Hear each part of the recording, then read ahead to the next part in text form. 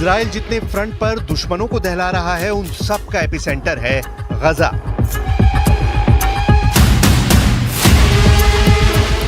जहां बारूद की मात्रा नेतन्याहू कभी कम नहीं पड़ने देते।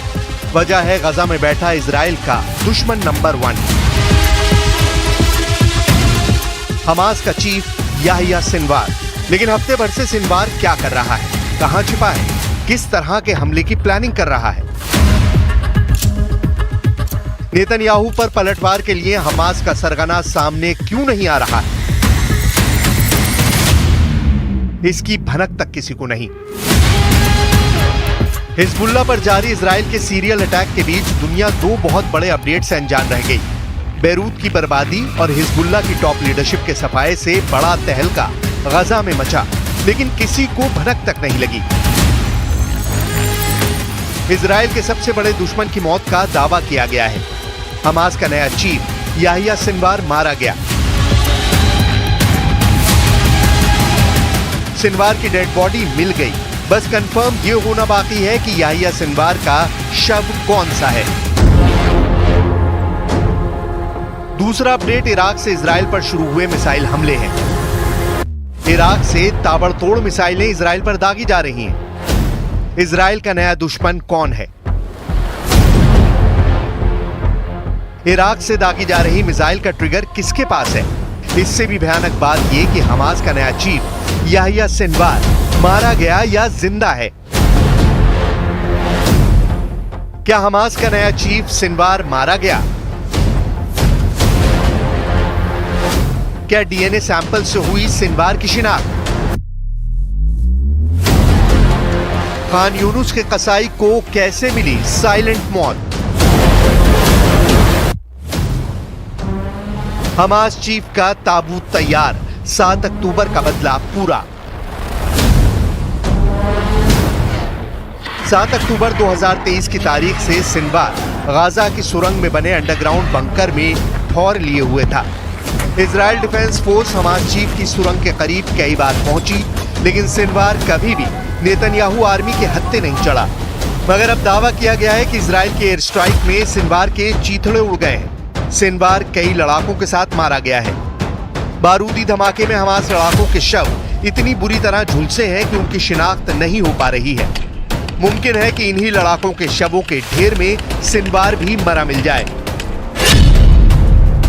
इजराइल के मिलिट्री इंटेलिजेंस ने दावा किया है कि हमास लीडर याहिया सिनवार की मौत हो चुकी है। टाइम्स ऑफ इजराइल के मुताबिक सिनवार पिछले कुछ समय से लापता है और उसका किसी से कोई संपर्क नहीं हुआ। ऐसे में इजरायली सेना गजा पर हमलों में सिनवार के मारे जाने की संभावना की जांच करने में जुट गई थी। हालांकि सिनवार की मौत को लेकर अब तक कोई सबूत नहीं मिला, जबकि इजराइल के कई बड़े मीडिया हाउस की रिपोर्ट्स में हमास लीडर की मौत के कयास लगाए गए। इजराइल डिफेंस फोर्स के मुताबिक कुछ दिन पहले गजा में एक स्कूल पर हमला किया था, जहां हमास का कमांड सेंटर था। इस अटैक में 22 लोग मारे गए थे। इसी अटैक के बाद आशंका जताई जाने लगी कि सिनवार की मौत भी इसी एयर स्ट्राइक में हो गई। दक्षिणी गजा में 21 सितंबर को आईडीएफ की एयर स्ट्राइक के बाद की तस्वीरें हैं। इजराइल ने बम बरसाकर स्कूल को मटियामेट कर दिया।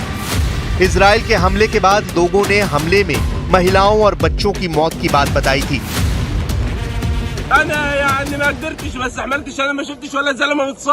كله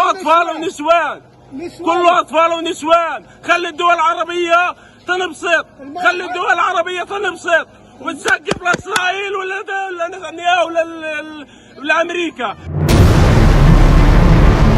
खंडर से निकले 22 शवों को कब्जे में लेकर इजराइल ने जांच शुरू की थी। सिनवार की मौत के कयास इसलिए भी लगाए जाने लगे क्योंकि लंबे वक्त से उसने कोई बयान नहीं दिया है। न ही सिनवार सुरंग से बाहर आकर लड़ाकों के बीच देखा गया है। आखिरी बार सिनवार के महिलाओं के ड्रेस में सुरंग से बाहर आने की जानकारी सामने आई थी। उससे पहले सिनवार आईडीएफ को बेहद करीब से चकमा देकर सुरंग जाल में फरार हो गया था, जबकि इस दफा इजराइल के न्यूज़पेपर बेन केसिप ने सैन्य खुफिया जानकारी के आधार पर दावा किया कि सिनवार की मौत की पुष्टि के लिए 22 शवों के डीएनए की जांच की गई, जिसके बाद चैनल 12 की रिपोर्ट में बताया गया कि आईडीएफ ने हाल ही में गजा से कई शव निकाले और उनकी जांच की।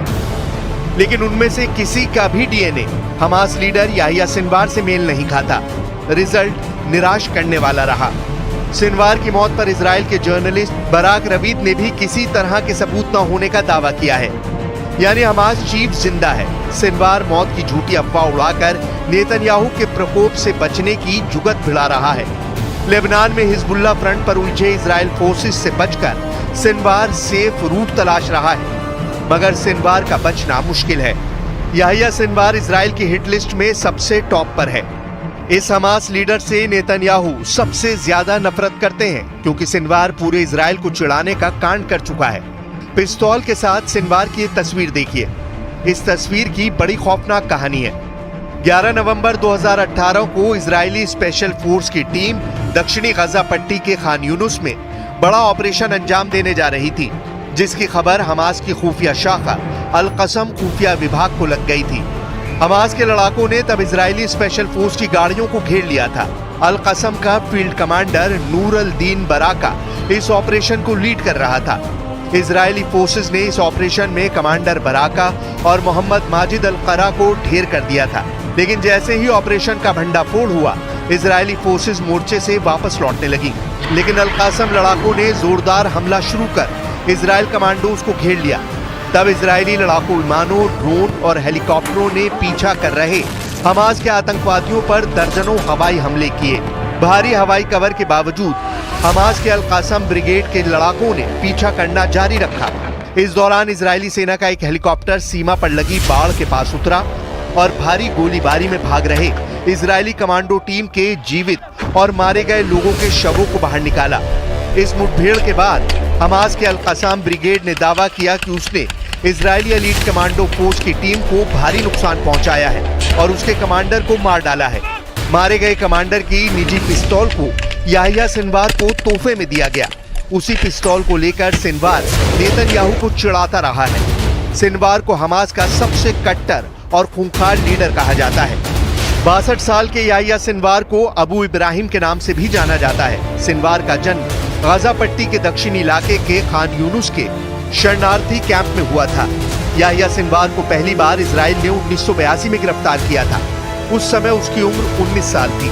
1985 में सिनवार दोबारा गिरफ्तार किया गया। सिनवार 1985 में हमास के संस्थापक शेख अहमद यासीन के करीब आया। सिनवार को गजा पट्टी में हमास चीफ का पद दिया गया।